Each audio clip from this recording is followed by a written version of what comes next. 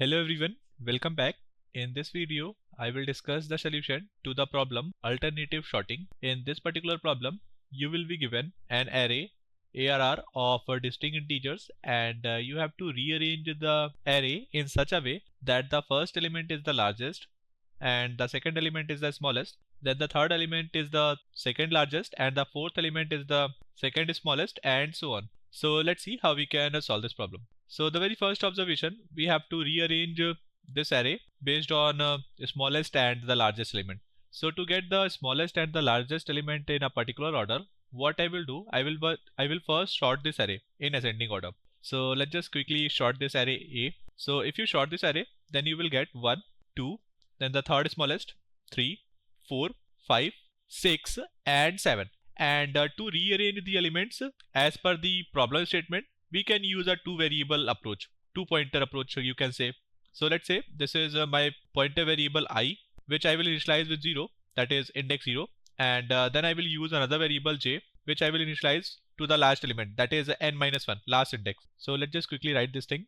That is a variable I which has been initialized with 0, and the variable j which is equals to n minus 1, that is the last index. And then what I can do, while the value of I is less than j, I will just process the two elements and add the largest element and the smallest element in my answer array.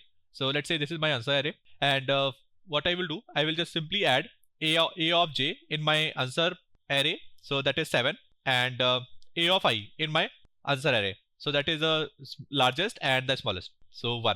And then I will increment the value of I, that is take me to the next element, and decrement the value of j, because j has been initialized with n minus 1, the most largest element in this entire array, because we have sorted in ascending order. Then decrement the value of j, that is to the previous element, next largest element, and then I will do the same thing, that is add a of j.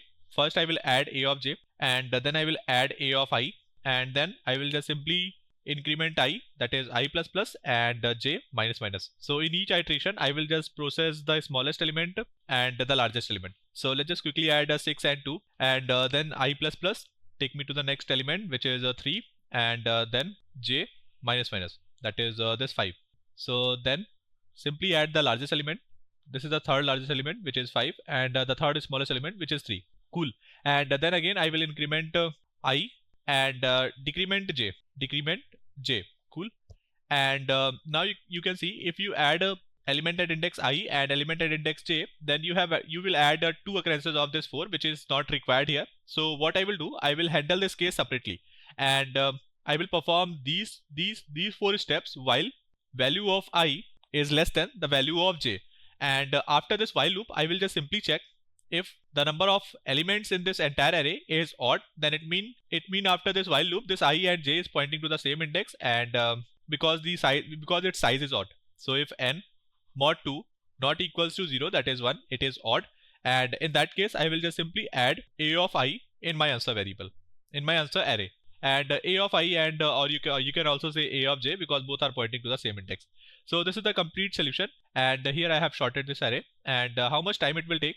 So order of n, log of n for the sorting purpose, base 2, and plus another order of n, because we are traversing over this sorted array. And how much extra space we are using? So this is answer array of size n, so that's why order of n extra space. So this is the complete approach. Let me just show you the implementation here. So here I have taken the size of the array, then I have sorted this array, and this is my answer vector. Then initialize variable I with 0 and j with n minus 1.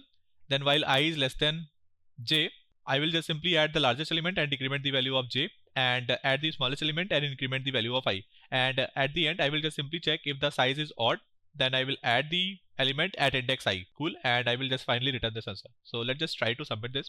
So successfully submitted. And thank you so much guys for watching this video, and have a good day.